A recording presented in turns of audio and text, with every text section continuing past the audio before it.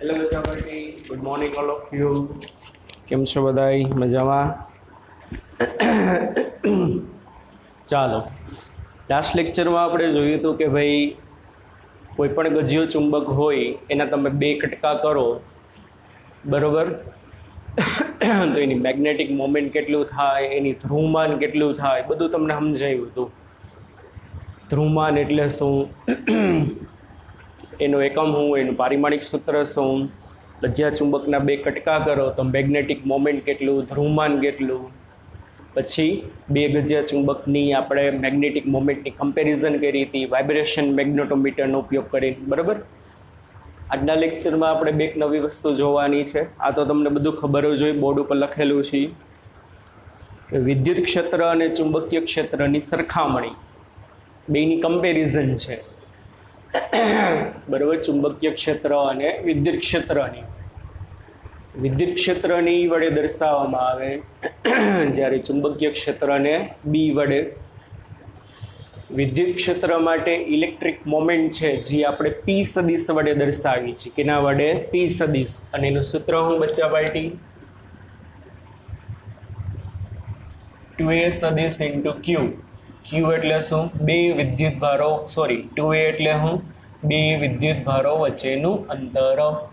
જ્યારે લાસ્ટ લેક્ચરમાં તમને કરાયું હતું ગજ્યા ચુંબક માટે મેગ્નેટિક મોમેન્ટનું સૂત્ર 2m બરાબર 2l સદિશ ઇન્ટુ qm. qm એટલે શું? તો કે ધ્રુવમાન, પોલ સ્ટ્રેન્થ. અને 2l એટલે શું થશે? ગજ્યા ચુંબકની લંબાઈ. પછી આપણે કીધું હતું ઇલેક્ટ્રિક મોમેન્ટ ક્યાંથી ગયા હોય? નેગેટિવ ટુ પોઝિટિવ, એની ડિરેક્શન. જ્યારે મેગ્નેટિક મોમેન્ટની ડિરેક્શન ક્યાંથી ગયા હશે? South to north. ક્યાંથી ગયા હશે? સાઉથ ટુ નોર્થ, બરાબર. ચાલો, પછી આપણે ઇલેક્ટ્રિક ફિલ્ડમાં અચળાંક આવતો કે બરાબર લખીએ 1/4πε0. તો મ્યુ 0 એટલે શૂન્યાવકાશની પરમિટિવિટી, જ્યારે એપ્સાઇલોન એટલે એપ્સાઇલોન 0 એટલે શૂન્યાવકાશની પરમિટિવિટી, મ્યુ 0 એટલે શૂન્યાવકાશની permeability, already discuss in chapter number 4. પણ આમાં શું થશે? પહેલા ચેપ્ટરમાં જે જગ્યાએ એપ્સાઇલોન 0 છેદમાં આવે ને, અહીંયા એની બદલે મ્યુ 0 આવશે, પણ મ્યુ 0 અહીંયા અંશમાં આવશે.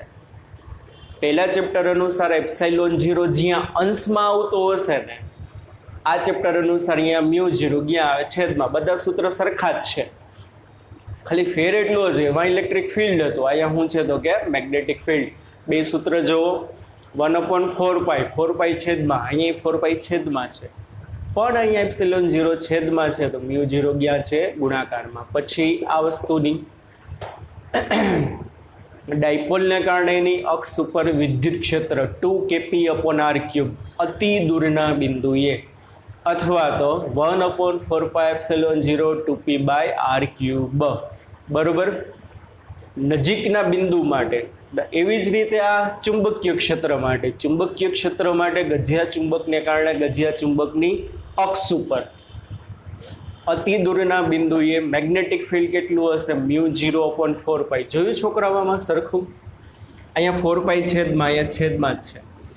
આ એપ્સિલોન 0 છેદમાં આવ્યો, પણ આ મ્યુ 0 અંશમાં આવ્યો. બાકી બધું સેમ છે. 2 એટલે 2, અહીંયા પી એટલે ઇલેક્ટ્રિક મોમેન્ટ, અહીંયા એમ એટલે મેગ્નેટિક મોમેન્ટ, બીજું કાંઈ નહીં. અહીંયા અંતરનો ઘન, અહીંયા અંતરનો ઘન, બધા સૂત્ર સરખા છે, બરાબર. આને આ રિપ્લેસ કરે, આને આ રિપ્લેસ કરે, આને આ રિપ્લેસ કરશે, એટલું યાદ રાખજો, બરોબર.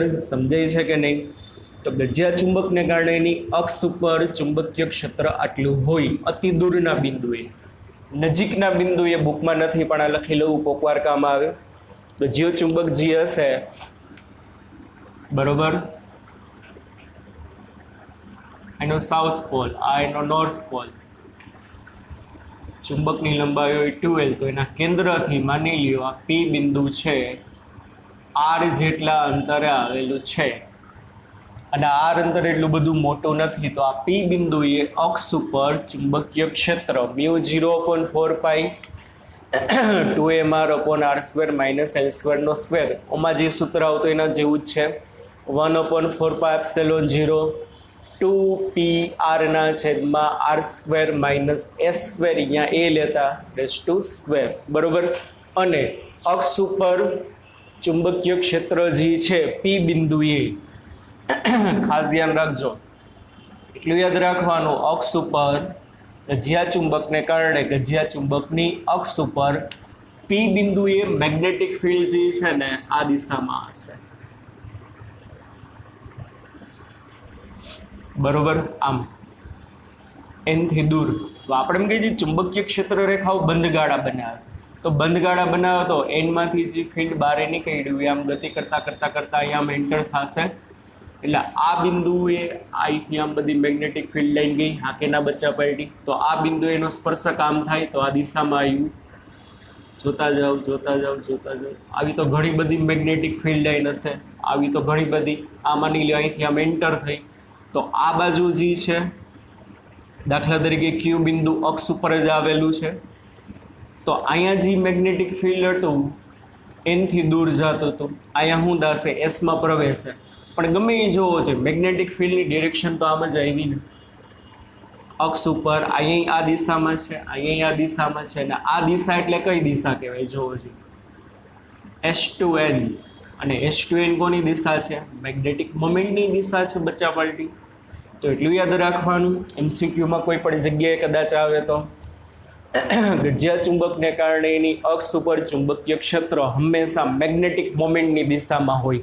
આ જ વસ્તુ તમે પહેલા ચેપ્ટરમાં ભણ્યા હતા કે વિદ્યુત ડાયપોલને કારણે એની અક્ષ ઉપર જે વિદ્યુત ક્ષેત્ર જે છે ને ઇલેક્ટ્રિક મોમેન્ટની દિશામાં હોય, નેગેટિવથી પોઝિટિવ. આ બધું તમે ઓલરેડી ભણી ગયા, સેમ વસ્તુ બધી આ રિપીટ થઈ છે. ગજિયા ચુંબકને લીધે તેની વિષુવ રેખા ઉપર જે મેગ્નેટિક ફિલ્ડ જે છે કેટલું આવશે, μ-μ0/4πm/r² + n² 3/2. માની લો આમાં અંતર આ ખૂબ જ મોટું હોય તો આ p બિંદુ ઘણું બધું દૂર આવેલું હોય તો એલની આરની કમ્પેરિઝન તમે એલને અવગણી શકો, કારણ કે આર અંતર ઘણું બધું મોટું છે, તો એલને તમે અવગણો એટલે r² એટલે r ની 4 ઘાત, ઉપર એક r એટલે r કેન્સલ, એટલે નીચે r³ વધે. આવી ગયું પાછું આ સૂત્ર, સમજાય છે કે નહીં? ગજિયા ચુંબકને લીધે એના ઇક્વેટર ઉપર જે પરિણામી જે તમારે મેગ્નેટિક ફિલ્ડ મળે ને બચ્ચા પાર્ટી, એ માઇનસ એટલે મેગ્નેટિક મોમેન્ટની વિરુદ્ધ દિશામાં હોય. આ એનું કેન્દ્ર ગજિયા ચુંબકને લંબ હોય એનું શું કહેવાય, ઇક્વેટર કહેવાય. હવે માની લ્યો કોઈ એક પી બિંદુ અહીંયા આવેલું છે, હવે શું થશે, પી બિંદુ અહીંયા આવેલું છે તો આ જે નોર્થ છે, નોર્થ, હવે એને પરિણામે વસ્તુ બનશે શું કે ભાઈ આ નોર્થને કારણે ફોર્સ આમ લાગે, સાઉથને કારણે ફોર્સ આ દિશામાં લાગે, તો એનું પરિણામી જે છે ને આ દિશામાં આવશે. પરિણામી ફોર્સ આ દિશામાં આવે એટલે પરિણામી ફિલ્ડ આ દિશામાં આવે. એટલે ઇક્વેટર ઉપર ફિલ્ડ આ ડિરેક્શનમાં આવ્યું. આ દિશા કોની છે, મેગ્નેટિક મોમેન્ટની, બરોબર. તો ઇક્વેટર ઉપર ફિલ્ડ જે છે મેગ્નેટિક મોમેન્ટની વિરુદ્ધમાં આવે, એટલા માટે માઇનસ. આ જ વસ્તુ તમારે પહેલા ચેપ્ટરમાં આવતી, વિદ્યુત ડાયપોલને લીધે ડાયપોલની વિષુવ રેખા ઉપર જે ઇલેક્ટ્રિક ફિલ્ડ હોય ને મોમેન્ટની વિરુદ્ધ દિશામાં હોય. મોમેન્ટ હોય માઇનસથી પ્લસ, ઇક્વેટર ઉપર વિદ્યુત ક્ષેત્ર હોય પ્લસથી માઇનસ. સેમ વસ્તુ આમાં છે, બરોબર. આટલી આ કમ્પેરિઝન તમારે યાદ રાખવાની છે.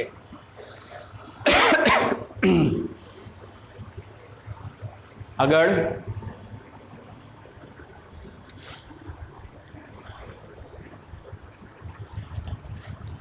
કોપી કરી લેજો આ બધી. ઉદાહરણ 5 જે છે છોકરાઓ, આમ તો સિલેબસમાંથી ડિલીટ થઈ ગયું છે, પણ જી નીટ માટે કરવું અગત્યનું છે ને આ રીતનો કન્સેપ્ટ એક વખત નીટમાં પૂછાણો પણ છે. સમજાય છે કે નહીં છોકરાઓ? ચાલો ઉદાહરણ 5.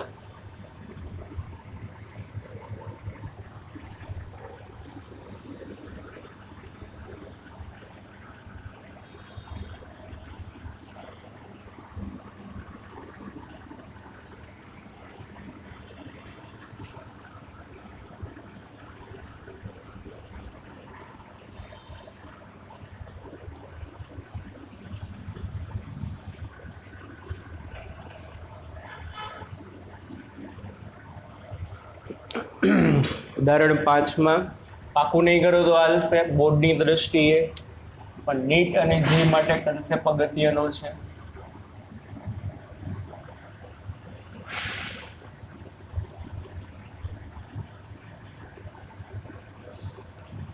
ઉદાહરણ 5 માં શું કીધું છે, અહીંયા કેન્દ્ર ઉપર એક ડાયપોલ મૂકેલી છે ઓ બિંદુ પાસે,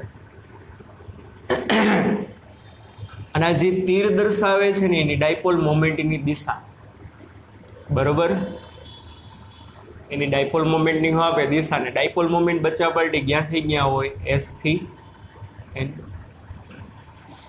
આવી રીતે શું કર્યું, આ એનું કેન્દ્ર ઓ છે. આવી રીતે હું કર્યું, આખું આ જે વર્તુળ છે ને જુદા જુદા બિંદુએ જુદી જુદી ચુંબકીય સોય મૂકી, બરોબર. હવે પહેલા તો વસ્તુ મને કેવો છે, ડાયપોલ મોમેન્ટ આમ છે S2n, એટલે તમે એવું વિચારી શકો કે અહીંયા એક નાનો એવો શું હશે, ગજ્યો ચુંબક હશે, એવી કમ્પેરિઝન કરી શકો તમે S2n. હવે આવડું આ જે છે ને આ એ શું થશે, એની અક્ષ થશે, કારણ કે આમ પસાર થાય છે, અને આવડું આ જે છે લંબ, એટલે આ જે છે એ શું થશે, વિષુવવ રેખા થશે, ઇક્વેટર થશે, બરોબર. વચ્ચોવચ્ચ એક ચુંબક મૂકેલો છે, એ કમ્પેરિઝન કરી અને એની મોમેન્ટ છે ને આ દિશામાં છે, બરોબર. ચાલો, હવે આ ચુંબક છે એવું ધારી લ્યો. હવે એનું જે બાહ્ય ચુંબકીય ક્ષેત્ર હશે આખા વિસ્તારમાં, આ એન છે, આ એસ છે. શા માટે? કારણ કે મોમેન્ટ આમ છે. તો આનું જે મેગ્નેટિક ફિલ્ડ, જે બધી લાઈન જે હશે ને બચ્ચા વાળી આમ હશે.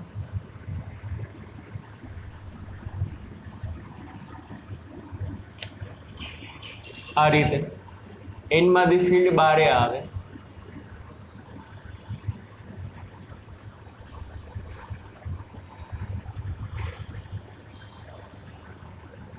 અને અહીંયા એસ માં શું થતું હશે, એન્ટર થતું હશે. ચુંબકીય ક્ષેત્ર રેખા આમ છે, સમજાય છે. એન માંથી બાર આવી અને આમ સાઉથમાં શું થાય તો કે એન્ટર થાય. હવે તમને 6 જુદી જુદી પોઝિશન આપી છે. હવે અહીંયા એવું કીધું છે કે કોઈ તમે મેગ્નેટિક નીડલને મૂકો ને તો Q1 બિંદુએ એની ડાયપોલ મોમેન્ટ આ દિશામાં આવે છે. દાખલા તરીકે M1 સદિશ. અહીંયા Q2 બિંદુએ તમે કોઈ મેગ્નેટિક નીડલ એટલે ચુંબકીય સોય મૂકો ને તો એની ડાયપોલ મોમેન્ટ આ દિશામાં આવે છે. સમજાય છે કે નહીં?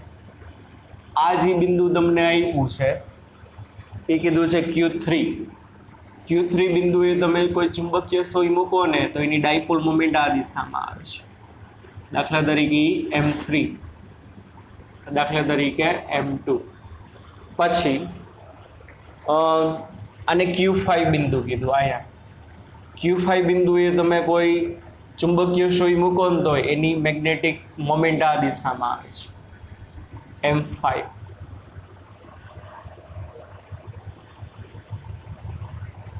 સોરી, આ Q6 છે. અહીંયા Q5 બિંદુએ તમે કોઈ ચુંબકીય સોય મૂકો ને તો એની ડાયપોલ મોમેન્ટ આ દિશામાં આવે છે. અને અહીંયા Q4 બિંદુએ તમે કોઈ ચુંબકીય સોય મૂકો ને તો એની મેગ્નેટિક મોમેન્ટ આ દિશામાં આવે છે. ઓકે, ચાલો. હવે આમાં એક ટોર્કનું સૂત્ર, ટો બરાબર mb sin થીટા અને ગિયો બરાબર -mb cos થીટા. આપણે આ બે વસ્તુનો ઉપયોગ કરશું, બરોબર. જો શું કીધું છે રકમ, આકૃતિમાં દર્શાવ્યા મુજબ O બિંદુ પાસે એક નાની ચુંબકીય સોય P મૂકેલી છે. તીરની નિશાની ચુંબકીય ચાકમાત્રાની નિશાની દર્શાવે છે.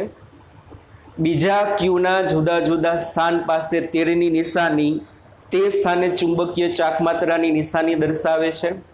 તો પહેલું, કઈ સંરચનામાં તંત્ર સંતુલનમાં નથી? તો યાદ કરો,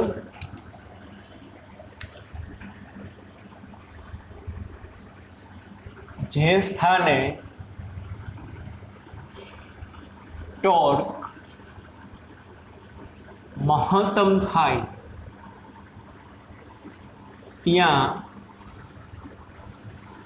તંત્ર સંતુલનમાં ના હોય. યાદ છે કે ભૂલી ગયા? ટોર્ક મહત્તમ મતલબ શું? કે ભાઈ ચુંબકીય સોયને એમ નહીં રહેવા દઈએ. હવે તમે એમ વિચારો, આ હરખી રકમ સમજો. આ ગજિયો ચુંબક છે, એ ગજિયા ચુંબકના ક્ષેત્રમાં કોણ કોણ આવેલું છે? Q1, Q2, Q3, Q4, Q5 અને Q6. આ બધા જ છે 1 2 3 4 5 6. એ આ ગજિયા ચુંબકના ક્ષેત્રમાં છે. સમજાય છે? હવે એવું જ માનો, આ બધા નાના નાના નાના નાના ચુંબક છે તો જેને પોતાની કંઈક મેગ્નેટિક મોમેન્ટ હોય. તો હવે જોવો જોઈએ કે ભાઈ બાહ્ય ચુંબકીય ક્ષેત્રમાં તમે ગજિયો ચુંબક મૂકો અને જો બાહ્ય ચુંબકીય ક્ષેત્ર અને ગજિયા ચુંબકની ચુંબકીય ચાકમાત્રાનો એંગલ 90 ડિગ્રીનો હોય તો શું થાય? સમજાયું છે? બાહ્ય ચુંબકીય ક્ષેત્ર આ દિશામાં હોય અને અહીંયા તમે આમ ગજિયો ચુંબક મૂકો, આનો સાઉથ પોલ હોય, આનો નોર્થ પોલ હોય, તો આ મેગ્નેટિક મોમેન્ટ આ દિશામાં થાય, ચુંબકીય ક્ષેત્ર આ દિશામાં થાય, તો બે વચ્ચેનો એંગલ 90 ડિગ્રી થાય. તો ટોર્ક મહત્તમ લાગે એટલે ગજિયા ચુંબક નામ રહેવું ના ગમે, એટલે ગજિયો ચુંબક તરત શું કરશે? ભ્રમણ કરશે, નામ આવી જશે. તો ટોર્ક મહત્તમ થાય એટલે મારે શું જોવું જોઈએ કે જે જગ્યાએ બાહ્ય ચુંબકીય ક્ષેત્ર અને નાની નાની ચુંબકો વચ્ચેનો એંગલ 90 ડિગ્રીનો હશે ને, એવી બધી જગ્યા અસંતુલનમાં હશે, તંત્ર સંતુલનમાં ના હોય. એટલે કે angle between M vector and B vector are 90 degree. હવે આવું બે જગ્યાએ થશે, જોવો જોઈએ, સમજો સરખું. Q1 બિંદુ એ મેગ્નેટિક મોમેન્ટ આમ છે અને અહીંથી આ સાઉથનું આ મેગ્નેટિક ફિલ્ડ આવ્યું, ફિલ્ડ તો આમ ગયું.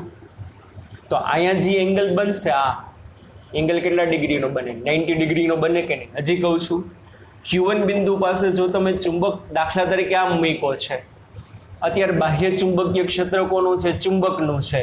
એનું મેગ્નેટિક ફિલ્ડ આ સાઉથ છે, આ નોર્થ છે, આમ જશે. આ શું થશે? આ મેગ્નેટિક મોમેન્ટની દિશા કહેવાશે, અથવા તો બાહ્ય ચુંબકીય ક્ષેત્રની દિશા આમ કહેવાશે. આ કે ના? સમજાય છે કે નહીં? તો આ આમ છે ને આ બે આમ છે, તો અહીં 90 ડિગ્રીનો એંગલ થાય કે નહીં? ચાલો પછી અહીંયા માટે પણ બરોબર, અહીંયા માટે પણ શું થશે? આ એના ઇક્વેટર ઉપર કહેવાય. ક્યાં કહેવાશે? આના ઇક્વેટર ઉપર. ચાલો, મેગ્નેટિક ફિલ્ડ આમ છે અને આ જે બાહ્ય ચુંબક મૂકો એનું ચુંબકીય ક્ષેત્ર આમ છે, બાહ્ય ચુંબક મેગ્નેટિક મોમેન્ટ આમ છે, તો અહીંયા એંગલ કેટલા ડિગ્રીનો થાય? 90 ડિગ્રીનો. તો તમે એમ કહી શકો શું Q1 અને Q2 પાસે થીટા 90 ડિગ્રી હોવાથી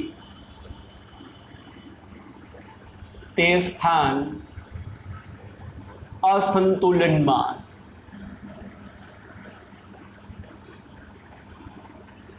તમે આને આમ મૂકીને આમ, તો એ શું થશે? ચુંબકીય ક્ષેત્રને સમાંતર ગોઠવવાની ટ્રાય કરશે, આમ રિંગ.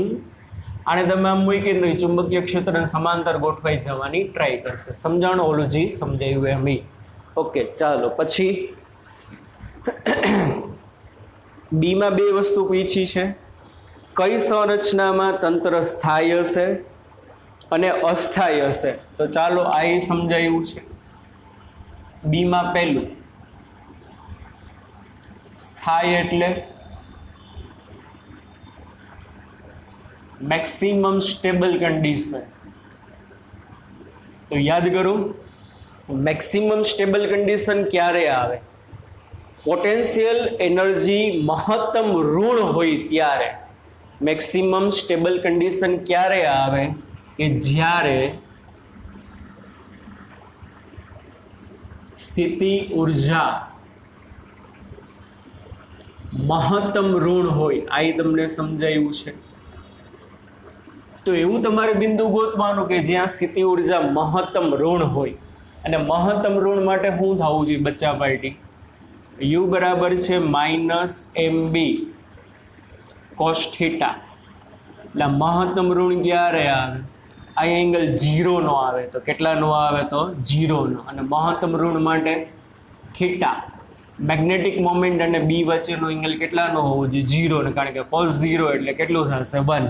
તો જુઓ બચ્ચા પાર્ટી, એવું કઈ કઈ જગ્યાએ થશે. આ જે છે બાહ્ય ચુંબકીય ક્ષેત્ર છે. હવે જોવો જોઈએ Q3 પાસે શું છે? બાહ્ય ચુંબકીય ક્ષેત્રની દિશા નીચેની બાજુ અને મેગ્નેટિક મોમેન્ટની દિશા નીચેની બાજુ. આ તમને આપ્યું છે. નોર્થમાં ત્યાં ફિલ્ડ બાર આવ્યો, આમ જાય કે નહીં? તો અહીંયા આગળ શું છે કે મેગ્નેટિક મોમેન્ટ નીચેની બાજુ તમને આપેલી છે અને ચુંબકીય ક્ષેત્ર નીચેની બાજુ. એટલે Q3 પાસે શું થશે? Q3 પાસે થીટા બરાબર 0. એટલા માટે Q3 પાસે શું થાય? સ્થિતિ ઉર્જા U3 બરાબર -m3 અને B. પણ એક બીજી વસ્તુ જોવો કે ભાઈ આ Q3 ડાયપોલ છે આ મેગ્નેટના ઇક્વેટર ઉપર છે. ક્યાં કહેવાય? એના ઇક્વેટર ઉપર કહેવાય. એટલે અહીંયા શું આવશે? બી ઇક્વેટર. રેડી? એટલે ત્યાં આગળ સ્થિતિ ઉર્જા કેટલી હશે? -m3. અને ઇક્વેટર ઉપર ચુંબકીય ક્ષેત્ર μ0/4π m/r3. બરોબર? એટલે Q3 પાસે ડાયપોલ ક્યાં હશે? તો કે સ્થાયી અવસ્થામાં હશે. હજી બીજું એક એવું દેખાય છે કે જ્યાં M અને B વચ્ચેનો એંગલ 0 હોય. હા, જો દેખાય છે અહીંયા 6 પાસે. જોવો જોઈએ 6 પાસે શું છે? આ બાહ્ય ચુંબકીય ક્ષેત્રમાં ફરતામાં આવ્યું, નામ અંદર ગયું ઢીંગ. એટલે બાહ્ય ચુંબકીય ક્ષેત્રની દિશા ઉપર છે. અને અહીંયા તમે જે બહારથી ડાયપોલ મૂકી છે એની ડાયપોલ મોમેન્ટ ઉપર છે. તો Q6 પાસે મેગ્નેટિક ફિલ્ડ અને મેગ્નેટિક મોમેન્ટ બે એક જ દિશામાં. તો Q6 પાસે પણ M અને B વચ્ચેનો ખૂણો 0 છે. Q6 પાસે થીટા બરાબર 0. એટલે ત્યાં Q6 બિંદુ પણ કઈ અવસ્થામાં હશે? મને પૂછ્યું છે કઈ જગ્યાએ સ્થાયી અવસ્થામાં હશે. ત્યાં પોટેન્શિયલ એનર્જી કેટલી હશે આપણે ગણી લઈએ. U4 બરાબર -m4. એક હરખું જોવો બચ્ચા પાર્ટી. આ સોરી 6 છઠ્ઠી છે. આ જે ડાયપોલ છે આવડી ઈ ડાયપોલ ક્યાં આવેલી છે? ચુંબકની અક્ષ ઉપર. ક્યાં આગળ આવેલી છે? ચુંબકની અક્ષ ઉપર. એટલે અહીંયા શું આવશે? બી એક્સિસ. તો અહીંયા સ્થિતિ ઉર્જા કેટલી હશે? -m6 μ0/4π 2m/r3. કો ક્યાં ગણો છો? કાં કંઈ જરૂર છે? ના, જરૂર નથી. પણ આ તો ખાલી વધારાની માહિતી. મન તો ખાલી પૂછ્યું છે કઈ જગ્યાએ સ્થાયી હશે, કઈ જગ્યાએ અસ્થાયી હશે. તો અસંતુલનમાં ક્યાં હોય? 1 અને 2 પાસે. આમ રહેવું ના ગમે તો બે આમ થઈ જશે. મેક્સિમમ સ્ટેબલ કન્ડિશન આ બે જગ્યાએ હશે. બીમાં બીજું અસ્થાયી એટલે મેક્સિમમ અનસ્ટેબલ કન્ડિશન કઈ જગ્યાએ હોય? કે જ્યાં સ્થિતિ ઉર્જા ધન હોય. યાદ કરો થિયરી. એટલે કે M અને B વચ્ચેનો કોણ 180 ડિગ્રી હોય. ત્યાં કેટલા ડિગ્રી હોય? તો 180. ચાલો જોવો જોઈએ Q4 પાસે શું છે? Q4 પાસે આ આપણી બાહ્ય ચુંબકીય ક્ષેત્રની દિશા. નોર્થમાંથી મેગ્નેટિક ફિલ્ડ આમ બારી જશે, આમ ચક્કર મારો તો ઢીંગ ઢીંગ ઢીંગ ઢીંગ, અથવા આ બાજુ આમ ચક્કર, એટલે અહીંથી આમ બારે આવ્યું એટલે આમ ગયું. પણ Q4 પાસે જે ડાયપોલ મૂકી છે એની મોમેન્ટ તો અધો દિશામાં છે આમ, એટલે બી ઉપર મોમેન્ટ અધો દિશામાં, એટલે બે વચ્ચેનો એંગલ 180. તો શું થશે? Q4 પાસે થીટા કેટલો છે? 180. એટલે ત્યાં આગળ સ્થિતિ ઉર્જા પોઝિટિવ આવશે. U4 બરાબર -m4, અને આગળ છે એની એક્સિસ ઉપર છે, એક્સિસ ઉપર છે, b એક્સિસ cos 180, અને cos 180 એટલે -1 માઇનસ માઇનસ પ્લસ, એટલે ત્યાં આગળ સ્થિતિ ઉર્જા હશે +m4, b એક્સિસ એટલે μ0/4 પાઈ 2m/r³. એટલે Q4 પાસે ડાયપોલ અસ્થાયી અવસ્થામાં હોય, મેક્સિમમ અનસ્ટેબલ કન્ડિશન, એને એમ રહેવું ગમે જ નહીં. ઓકે ના, સમજાય છે કે નહીં? સિમ્પલ વસ્તુ ખબર પડે, એમને એમ જોઈ નહીં. આ આમ છે એટલે આનો S હોય, આનો N હોય, N ની સામે N આવ્યો. શું આવ્યો? કારણ કે મોમેન્ટ S2N હોય, આ મોમેન્ટનો N, ચુંબકનો N, બે સામે આવ્યા, એને મદદ ના આવે, રહેવું અપાકર્ષણ થાય, એટલે અસ્થાયી કન્ડિશન. Q5 પાસે જોવો જોઈએ શું છે. આ મેગ્નેટિક ફિલ્ડ અહીંથી આમ આવતું ડિંગ ડિંગ ડિંગ ડિંગ ડિંગ ડિંગ ડિંગ ડિંગ ડિંગ ડિંગ ડિંગ ડિંગ ડિંગ ડિંગ ડિંગ ડિંગ નીચે ગયું. તો આ જગ્યાએ આ તો મેં એક ક્ષેત્ર રેખા દર્શાવી, આવી તો અસંખ્ય હોય, ડિંગ ડિંગ ડિંગ ડિંગ ડિંગ, બરાબર. તો Q5 બિંદુ પાસે બી નીચે છે, મેગ્નેટિક મોમેન્ટ ઉપર છે, તો બે વચ્ચેનો એંગલ 180. તો Q5 એ કઈ કન્ડિશનમાં હોય? અસ્થાયી. અને Q5 પાસે બોલો પોટેન્શિયલ એનર્જી કેટલી થશે? U5 બરાબર -m5, અને એના ઇક્વેટર ઉપર છે. ક્યાં કહેવાય? એના ઇક્વેટર ઉપર. ઇક્વેટર cos 180 એટલે -1 માઇનસ માઇનસ પ્લસ, એટલે m5 ઇક્વેટર ઉપર μ0/4 પાઈ m/r³. મળી ગયા ત્રણે ત્રણ જવાબ. અસ્થાયી સંતુલનમાં ગયા હોય 1 અને 2 પાસે, સ્થાયી સંતુલન ક્યાં હશે? 3 અને 6 પાસે, અને મેક્સિમમ અનસ્ટેબલ કન્ડિશન ક્યાં હશે? બોલો જોઈએ બચ્ચા પાર્ટી. Q4 અને Q5 પાસે. રેડી? એટલે જવાબ હતા. ત્રીજું શું કીધું છે? લઘુત્તમ સ્થિતિ ઉર્જા કયા સ્થાને હશે? જુઓ, બધામાં મેં સ્થિતિ ઉર્જા ગણી છે. આ કેસમાં તો સ્થિતિ ઉર્જા 0 જ હશે. કાં 0 હશે? એંગલ 90 નો છે, એટલે અહીંયા તમે કિંમત મૂકો, cos 90 એટલે 0. લઘુત્તમ સ્થિતિ ઉર્જા, લઘુત્તમ એટલે પ્લસ કે માઇનસ, પ્લસ કે માઇનસ, સોરી માઇનસ, તો પ્લસ વાળા તો ઓપ્શન વયા જ ગયા, એટલે મેં સ્થિતિ ઉર્જા ભેગી ભેગી ગણી. કારણ કે ત્રીજા ઓપ્શનમાં મને પૂછ્યું છે મિનિમમ પોટેન્શિયલ એનર્જી ક્યાં હોય, તો મિનિમમ પોટેન્શિયલ એનર્જી ક્યાં હશે? ચાલો જોઈ. પ્લસ વાળા તો આન્સર ગયા, બે માઇનસ વાળા છે. હવે આમાંથી વધુ ઋણ કોણ કહેવાય? વધુ ઋણ Q3 પાસે કહેવાય કે Q6 પાસે કહેવાય? જોવો જોઈએ. ખાલી ફેર શું છે? અહીંયા ગુણ્યા 2 છે, અહીંયા ગુણ્યા 2 નથી, એટલે આના કરતાં આ 2 ટાઈમ્સ કહેવાય. અને એમને મેં ખબર પડે. શું એમને મેં ખબર પડે? એક્સિસ ઉપર ડબલ હોય, ઇક્વેટર ઉપર એનું અડધું હોય કે નહીં? પહેલાં આવી ગયું છે આપણે. તો તમે એમ કહી શકો, શું કહી શકો કે Q6 બિંદુ પાસે સ્થિતિ ઉર્જાનું મૂલ્ય લઘુત્તમ હશે. એટલે ત્રીજો આન્સર શું સીમાં પૂછ્યું છે? સીમાં Q6 પાસે સ્થિતિ ઉર્જા લઘુત્તમ હશે. ડન. ચાલો, એમ કીધું હોય કે કયા સ્થાને સ્થિતિ ઉર્જા મહત્તમ હશે, તો મહત્તમ મતલબ પ્લસ લેવાનું, તો પ્લસ વાળા આન્સર વિચારો. આ બે પ્લસ જ છે, પણ ક્યુ મોટું પ્લસ છે, અહીંયા 2 છે, અહીંયા 2 નથી, એટલે કઈ જગ્યાએ? તો કે Q4 પાસે. Q4 પાસે મેક્સિમમ હોય, Q6 પાસે કેવી હશે? મિનિમમ. ઓકે બચ્ચા વળતી, આટલું સમજાણું. આનો કન્સેપ્ટ છે. ડન. ચાલો, બાકીનું નેક્સ્ટ લેક્ચરમાં આપણે આના માટે ગાઉસનો નિયમ ને એ બધું કરશું. ઓકે, ચાલો. અને પછીનું જે ઉદાહરણ, આની પહેલાંનું ઉદાહરણ તમે ગણી નાખ્યું હશે. ચોથું ઉદાહરણ બેઝિક છે, ડેટાબેઝ છે, બોર્ડમાં તો પૂછાવાનું છે નહીં. ઓકે બચ્ચા વાળી, ચાલો bye bye, take care, C you, ધ્યાન રાખજો.